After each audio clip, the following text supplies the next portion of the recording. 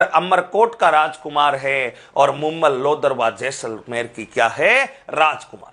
दोनों के बीच में कौन सा प्रसंग हो जाता है, प्रेम प्रसंग हो जाता है। मित्रों वाक्य क्या था, महेंद्र अमरकोट का राजकुमार। फटाफट से 2 मिनट में शॉर्ट एंड स्वीट में कथा सुना रहा हूं। महेंद्र अपने बहनोई, गुजरात का बहनोई हमीर जडेजा, इसके बहनोई का नाम था हमीर जडेजा। एक बार की बात है, हमीर जडेजा और ये महेंद्र जो है, ये दोनों शिकार खेलने के लिए निकलते हैं और किसी एक शिकार का पीछा कर रहे थे, खरगोश का पीछा कर रहे थे। इन्होंने तय किया कि आज तो खरगोश का ही शिकार करेंगे। महेंद्र और हमीर जो इनके बहनोई थे, गुजरात के थे हमीर जडेजा, तो ये दोनों उस खरगोश का पीछा करते करते रेगिस्तान में 4-5 घंटे से घूम रहे थे, लेकिन वो खरगोश इनके हत्थे नहीं चढ़ा। ये पीछा करते करते, खरगोश का पीछा करते करते मित्रों जैसलमेर तक पहुंच जाते हैं, लोदरवा तक पहुंच जाते हैं। और लोदरवा के पास से एक नदी बहती थी, उस नदी का नाम था काक नदी। काक नदी का ही दूसरा नाम है काकने नदी, मसूरदी नदी। बताओ, काकनी नदी और मसूरदी नदी। अब देखो, काक नदी के पास में जैसे ही महेंद्र और मुम्मल पहुंचते हैं, ये शिकार इस नदी में कूद करके अपने जान बचा लेता है। यानी ये शिकार महेंद्र और हमीर के हाथ से निकल जाता है। हमीर और महेंद्र बड़े दुखी हो जाते हैं, टूट से जाते हैं। बोला इतना संघर्ष किया लेकिन शिकार हत्थे नहीं चढ़ा। महेंद्र और हमीर जैसे तैसे नदी के किनारे बैठ करके मित्रों अपना हाथ मुंह धो करके इधर उधर अपनी नजरें फैलाते हैं। बोला सुबह से इस शिकार के पीछे भाग रहे हैं, भूख भी लगी है, कहीं पर भोजन की व्यवस्था हो जाए तो, क्योंकि उस समय जोमेटो स्विगी की सुविधा थी नहीं। इन्होंने इधर उधर अपनी नजर दौड़ाई, बोला कहीं पर भोजन की व्यवस्था हो जाए तो। मित्रों हमीर जडेजा और इस महेंद्र को थोड़ी सी दूर काकने नदी के उस पार एक महल दिखाई दे रहा था। उस महल को कहते हैं मेड़ी, और ये मेड़ी किसी और की नहीं, ये मेड़ी तो बताओ किसकी थी, मुम्मल की मेड़ी। किसकी मेड़ी, मुम्मल की मेड़ी। गुलाब के बागों से सजी हुई मेड़ी, ये आकर्षक भव्य इमारत, चारों तरफ पहरेदार, गोपियां, सेविकाएं चारों तरफ खड़ी है। और इस महल में, इस मेड़ी में बताओ रहती कौन है, मुम्मल रहती है। महेंद्र और हमीर जडेजा दोनों वहां पर उस महल के पास पहुंचते हैं। वहां के द्वारपालों से पूछते हैं कि हम अमरकोट के राजकुमार हैं, ये गुजरात के राजकुमार हैं, हम रास्ता भटक गए हैं, आपके यहां कुछ समय के लिए शरण लेकर के भोजन व्यवस्था करना चाहते हैं। द्वारपाल जो है इन्होंने इनको अंदर लाया। मित्रों महेंद्र भी एक हट्टा कट्टा गोरे रंग का नौजवान युवक था। मुम्मल की नजर महेंद्र पर पड़ती है, मुम्मल भी महेंद्र से बड़ी अभिभूत होती है। महेंद्र और हमीर जडेजा दोनों इस महल में आ जाते हैं और आकर के द्वारपालों के द्वारा इनको अच्छे से भोजन करवाया जाता है, बढ़िया सेवा की जाती है। भोजन करने के बाद, विश्राम करने के बाद ये महेंद्र अपने हमीर जडेजा के साथ वापस अमरकोट की तरफ रवाना होने वाले होते हैं। जैसे ही ये महेंद्र और हमीर जडेजा अमरकोट की तरफ रवाना होते हैं, मुम्मल जो है वो अपने द्वारपालों के साथ, अपने सेवकों के साथ एक संदेश भिजवाती है। सेवकों के साथ संदेश भिजवाती है कि इन दोनों युवकों से बारी बारी मुझे मुलाकात करनी है। दोनों युवकों से मुझे बारी बारी क्या करनी है, मुलाकात करनी है। यानी अब हमीर और महेंद्र दोनों को मिलना है। कौन सी राजकुमारी से, मुम्मल से। अब पहले कौन जाए, हमीर उम्र में बड़ा था तो महेंद्र ने कहा कि हमीर तू जा, फर्स्ट मीटिंग तू कर। फर्स्ट मीटिंग क्या करे, हमीर मित्रों वहां से जाता है मुम्मल से मुलाकात करने के लिए। हमीर जाता है तो मुम्मल के जिस कक्ष में मुम्मल रहती थी, उस कक्ष का रास्ता बड़ा विघ्न था। उस रास्ते में तरह तरह के हाथी, घोड़े, बाघ, अजगर ऐसे डरावने जानवर स्थापित कर रखे थे।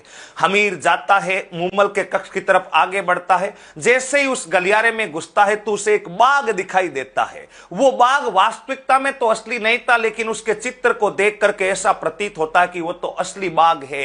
अजगर दिखाई देता। इस बाघ और अजगर को देख करके हमीर बड़ा डर जाता, बोला अरे ये कैसी महिला, इसके घर के आगे तो पहरेदार के रूप में बाघ बेटा, अजगर बेटा है, ये तो कोई डायन है, ये तो लोगों को खा जाती है। इसलिए हमीर जडेजा तो डर करके वापस आ गया। अब नंबर आया महेंद्र का। महेंद्र एक साहसी, वीर, तेज तप वाला, लंबी कद काठी का गोरा युवक, बहुत साहसी था। मित्रों, महेंद्र अपने हाथ में तलवार लेकर के उस कक्ष की तरफ बढ़ता है। कक्ष की तरफ बढ़ता है। वही संकट वाला रास्ता उस महेंद्र के लिए भी था, लेकिन महेंद्र ने जैसे उस बाघ को देखा, बाघ के ऊपर तलवार से वार करता है। वार करता है तो उस बाघ के अंदर जो भूसा भूसा भरा था, मोम का जो बाघ बना था, वो पिघल करके साइड में गिर जाता है। महेंद्र ने सोचा, रहे ये तो कुछ नहीं है, ये तो डेकोरम कर रखा है, केवल और केवल क्या कर रखा है, डेमो दे रखा है, डेकोरम कर रखा है, ये सिस्टम कुछ नहीं है। महेंद्र बिना डरे निडर होकर के मुम्मल के कक्ष की तरफ पहुंच जाता है। मुम्मल आगे महेंद्र की प्रतीक्षा में खड़ी थी। मित्रों, महेंद्र मुम्मल को देखते ही बड़ा अभिभूत हो जाता है। मुम्मल लंबी कद काठी की महिला, जिनके बाल पांव की एड़ियों को छू रहे थे, कजरायु नयन, सुईदार गर्दन। इस दृश्य को देख करके, इतने आकर्षक मुम्मल को देख करके महेंद्र मुम्मल का कायल हो जाता है, और मुम्मल भी महेंद्र को देख करके कायल हो जाती है। पहली नजर में महेंद्र और मुम्मल को बताओ क्या हो जाता है, प्रेम हो जाता है।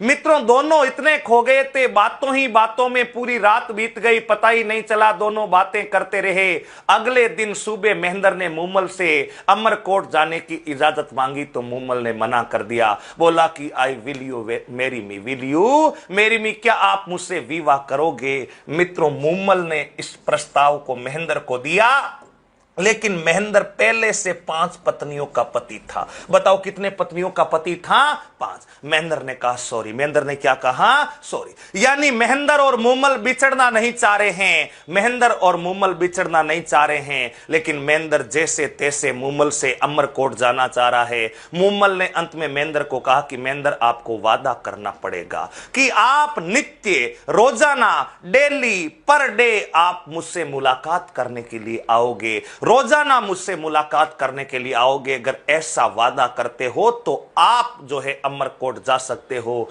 महेंद्र ने कहा आई प्रॉमिस यू मुम्मल, मैं तुमसे वादा करता हूं कि मैं रोजाना तुमसे मुलाकात करने आऊंगा। ऐसा वादा करके महेंद्र अपने बहनोई हमीर जडेजा के साथ मित्रों अमरकोट की तरफ चला जाता है। बताओ किस तरफ चला जाता है? अमरकोट। लेकिन महेंद्र का मन तन मस्तिष्क कुछ काम ही नहीं कर रहा है। महेंद्र के दिमाग में केवल और केवल कौन दिख रही है? मुम्मल दिख रही है। मित्रों, मुम्मल ही मुम्मल के ख्याल महेंद्र को आ रहे हैं। महेंद्र ने कहा कि अब करूं तो करूं क्या? जैसलमेर से अमरकोट की दूरी तो 100 किलोमीटर है। जैसलमेर से अमरकोट की दूरी 100 किलोमीटर है, और उस समय स्कॉर्पियो, फॉर्च्यूनर, ऑडी, मर्सिडीज गाड़ियां तो चलती नहीं थी। 100 किलोमीटर दूरी रोजाना महेंद्र कैसे तय करेगा? महेंद्र ने कहा कि वादा भी कर दिया है, रोजाना मिलके आना है। महेंद्र अमरकोट पहुंचता है। वहां पर राइका के पास जाता है, ऊंटों के टोले के पास जाता है, और उस राइका को कहता है कि राइका, कोई स्कॉर्पियो है क्या जो रोजाना मुझे अमरकोट पहुंचा दे और सुबह होने से पहले पहले वापस अमरकोट छोड़ दे? यानी मैं रात को यहां से रवाना हूं, मुझे अमरकोट पहुंचा दे, और फिर जो है वापस मुझे सुबह तक, रात को रवाना हूं तो अमरकोट से लोदरवा पहुंचा दे, और सुबह मुझे वापस अमरकोट पहुंचा दे। ऐसा एक ऊंट मिला। उस ऊंट का नाम था चित्तल। यानी चित्तल ऊंट बड़ी रफ्तार से भागता था। चित्तल पर सवार होकर के महेंद्र रोजाना रात को मुम्मल से मुलाकात करने आता, और सुबह अर्ली इन द मॉर्निंग वापस पीला बादला अमरकोट पहुंच जाता। लगभग 8 माह 237 दिन तक ये कथा चलती है। रोजाना, ना सैटरडे ना संडे, रोजाना डेली महेंद्र अप डाउन करता। मित्रों, 8 माह तक महेंद्र अमरकोट से रोजाना मुम्मल से मिलने के लिए लोदरवा आता। लेकिन एक दिन की बात है, चित्तल ऊंट बीमार होकर के मित्रों स्वर्गवासी हो जाता है। चित्तल ऊंट मिलकर के चित्तल ऊंट जो है स्वर्गवासी हो जाता है। उसके बाद महेंद्र चिंतित हो जाता, बोला चित्तल था तब तक तो ठीक था, लेकिन अब क्या करेंगे? मित्रों, उसके बाद महेंद्र के लिए एक ऊंटनी की व्यवस्था की जाती है। उस ऊंटनी का नाम था आंगी। बताओ उस ऊंटनी का नाम क्या था? आंगी। महेंद्र इस आंगी ऊंटनी पर बैठ करके लोदरवा के लिए रवाना हुआ। तो इस आंगी ऊंटनी की एक खास बात थी। आंगी ऊंटनी एक बुजुर्ग ऊंटनी थी, अनुभवी ऊंटनी थी, लेकिन ये आंगी ऊंटनी की एक विशेषता ये थी कि इसके जो राइका थे, आंगी ऊंटनी के जो मालिक थे, उन्होंने कहा कि देखो महेंद्र जी, आपको ये अमर को लोदरवा पहुंचा तो सही समय पर देगी, लेकिन अगर आपने इसके ऊपर गलती से वार कर दिया तो ये रेगिस्तान में कहीं इधर उधर खो जाएगी, इसलिए आपको गलती से भी इस ऊंटनी के ऊपर वार नहीं करना है, नहीं तो आपको नियत समय पे 12 बजे आपको ठीक ये अमरकोट रोप कर देगी, आपको इस पर वार नहीं करना है। मित्रों, महेंद्र इस ऊंटनी पर सवार होकर के लोदरवा के लिए निकल पड़ता है।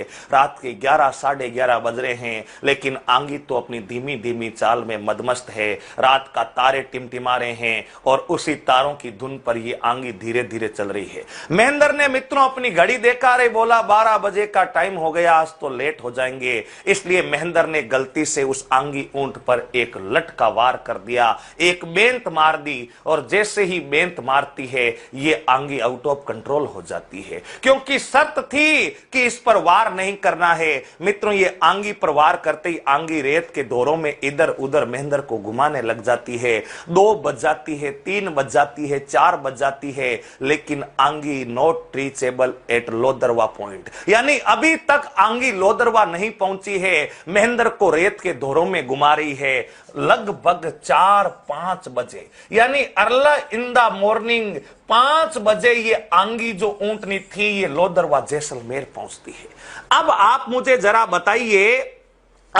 जरा ये बताइए कि 5 बजे तक मुम्मल क्या महेंद्र का वेट करेगी? मुम्मल महेंद्र का वेट कर रही थी 12 बजे तक, 1 बजे तक। मुम्मल ने सोचा आज क्या हुआ है, महेंद्र जी आए नहीं है। मित्रों, मुम्मल 2, ढाई, 3 बजे तक अपनी सहेलियों के साथ खेल खेलती रही, महेंद्र का वेट करती रही, लेकिन 3, साढ़े 3 बजे मुम्मल ने कहा कि हो सकता है कोई तकनीकी समस्या हुई है, महेंद्र नहीं पहुंच पाया है, इसलिए वो अपनी सहेलियों के साथ खेलते खेलते मित्रों सो जाती है। लेकिन उसी समय पता नहीं कुदरत को क्या मंजूर था, ये प्यार रेत के धोरों में दब करके रह गया था। मित्रों, 3, साढ़े 3 बजे जब मुम्मल सोई थी, तब मुम्मल की एक बहन थी, बहन का नाम था सुम्मल, यानी सुम्मल और मुम्मल एक साथ सो जाती है, दोनों बहनें एक साथ सो जाती है।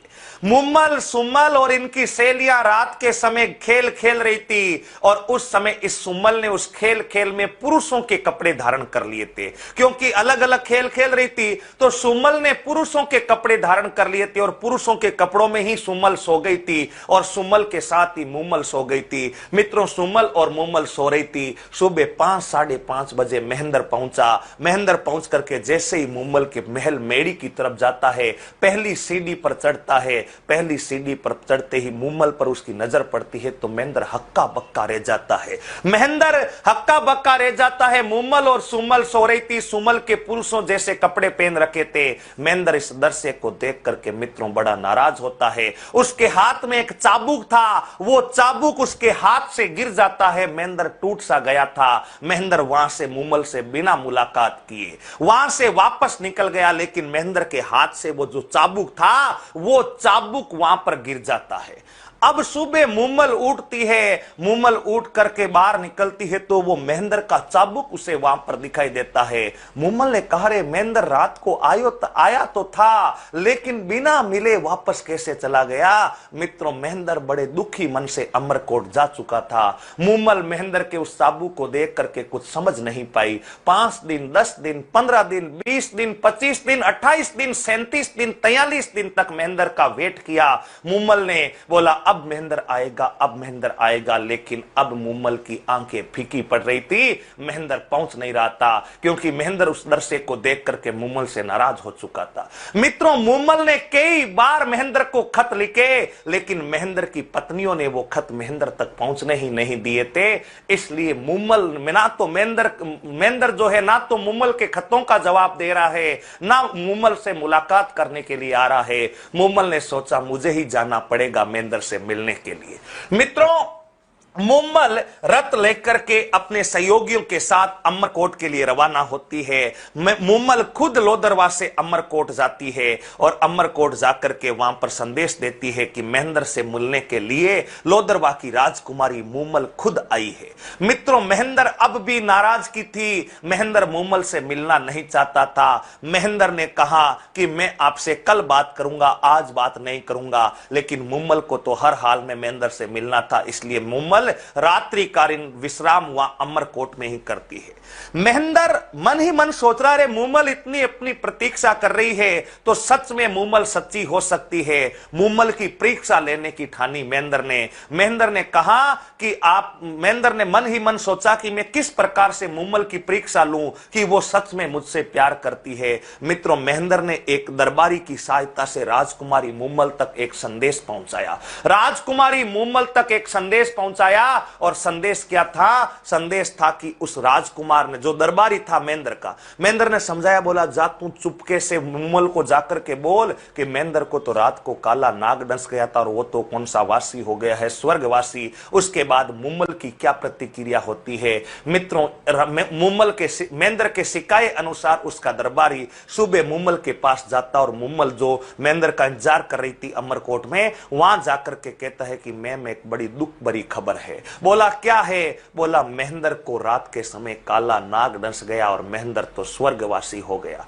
मित्रों, जैसे इस खबर को मुम्मल सुनती है, मुम्मल घायल हो जाती है, जमीन पर बेहोश होकर के गिर जाती है और गिरने के पश्चात ये मुम्मल बताओ कौन सी वासी हो जाती है? स्वर्गवासी। और इस दृश्य से महेंद्र भी नाराज होकर के स्वर्गवासी हो जाता है। यानी दोनों की प्रेम कथा अंतिम समय में समाप्त हुई। अमरकोट में महेंद्र की झूठी मृत्यु की खबर सुनकर के मुम्मल बेहोश होकर गिर गई और उसके बाद महेंद्र की भी मृत्यु हो गई थी। ये जो महेंद्र और मुम्मल की प्रेम कथा थी, ये आज भी जैसलमेर में लोदरवा के पास बार बने उस मुम्मल मेड़ी की जो दीवारें हैं वो बयां करती है। ऐसी महेंद्र और मुम्मल की जो दोनों प्रेम कथा थी, जो थार की रेगिस्तान में काक नदी के किनारे फली फूली थी, उस प्रेम कथा को बताओ कौन से गीत में गाया जाता है? मुम्मल गीत में गाया जाता है। तो